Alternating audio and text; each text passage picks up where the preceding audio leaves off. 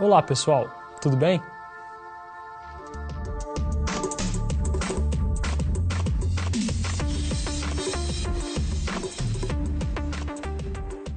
O comportamento dos semicondutores é algo incrível.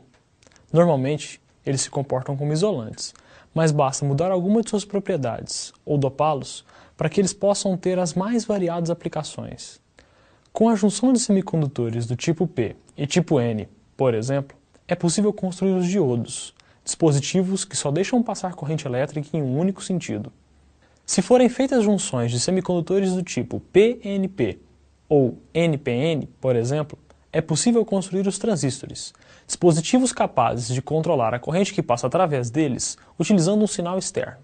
Desde as calculadoras e computadores mais antigos, todo símbolo ou informação é representado por um conjunto de bits. Cada bit pode ser descrito por dois estados distintos. Normalmente, se utilizam os números 0 e 1 para descrever esses estados. Nos circuitos dos computadores, os bits são traduzidos em estados de ligado e desligado. Ligado significa com passagem de corrente e desligado significa sem passagem de corrente. Com os transistores, é possível utilizar o estado de um ou mais bits para determinar o estado de outro. Além disso, é possível combinar o estado de vários deles para realizar operações lógicas. É com base nessas operações lógicas que funciona um processador de computador. Usar um conjunto de transistores não é a única maneira possível de se realizar essas operações. Isso também é possível usando-se as válvulas termiônicas. Elas têm função e comportamento muito parecido com os transistores. Contudo, quando comparamos os dois, os transistores costumam se mostrar mais úteis para a indústria eletrônica. O transistor é muito menor que uma válvula, por exemplo. Enquanto os transistores presentes nos computadores atuais têm tamanho da ordem de 22 nanômetros, mais de 1000 vezes menor que a espessura de um fio de cabelo, as válvulas têm algumas dezenas de centímetros de tamanho. Só para comparar, vejamos como era um processador feito com válvulas e um processador feito de transistores semicondutores. O detalhe maior é que o processador valvulado era muito grande e continha somente alguns milhares de válvulas, enquanto que um processador atual possui quase 1 bilhão de transistores. É como comparar a população de uma aldeia com a população da China. Outra característica importante dos transistores semicondutores: eles têm como base um mesmo material, o silício, por exemplo, no qual são feitas pequenas modificações pontuais de suas propriedades, a dopagem. Essa propriedade permite que em um pedaço de silício sejam construídos centenas de milhões de transistores, sem dividi-lo, como é o caso dos processadores de computador. Os processadores dos computadores atuais estão baseados em circuitos integrados, com milhões de transistores, cada um deles milhares de vezes menor que a espessura de um fio de cabelo. Isso foi imprescindível para que os computadores atuais pudessem ser bem menores e mais poderosos do que aqueles que vimos no primeiro vídeo, por exemplo.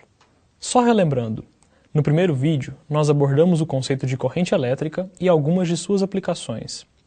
Usando esse conceito, diferenciamos condutores e isolantes.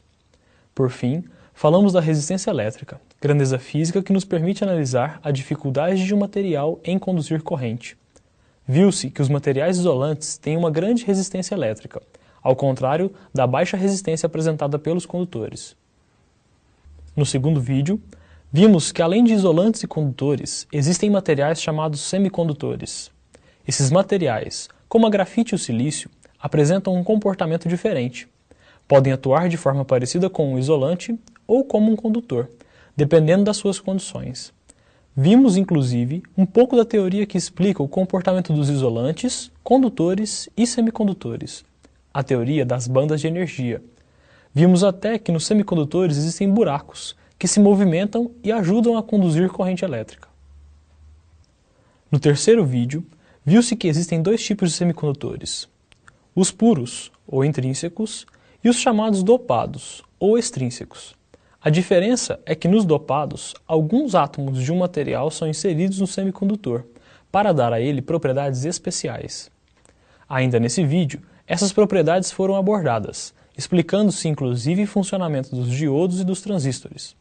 Esses dois componentes, chaves para os equipamentos eletrônicos, são compostos por semicondutores dopados.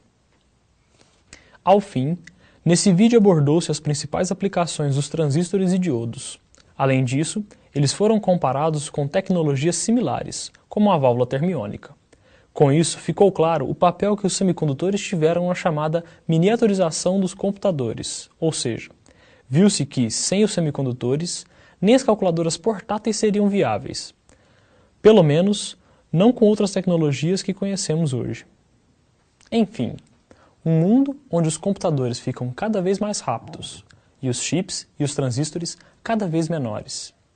Isso, logicamente, vai ter um limite. Podemos nos perguntar, o que vai acontecer depois? Essa resposta eu não tenho. Acredito que ninguém a tem. O que eu posso dizer é que os cientistas estão trabalhando para descobrir materiais novos e melhorar os materiais atuais.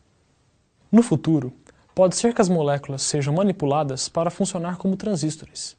Nesse caso, teríamos a eletrônica molecular. Mas isso é só uma hipótese. A única certeza que eu tenho é que mudanças, pequenas ou grandes, sempre acontecerão. Espero que vocês tenham se divertido em nossos encontros. Até mais!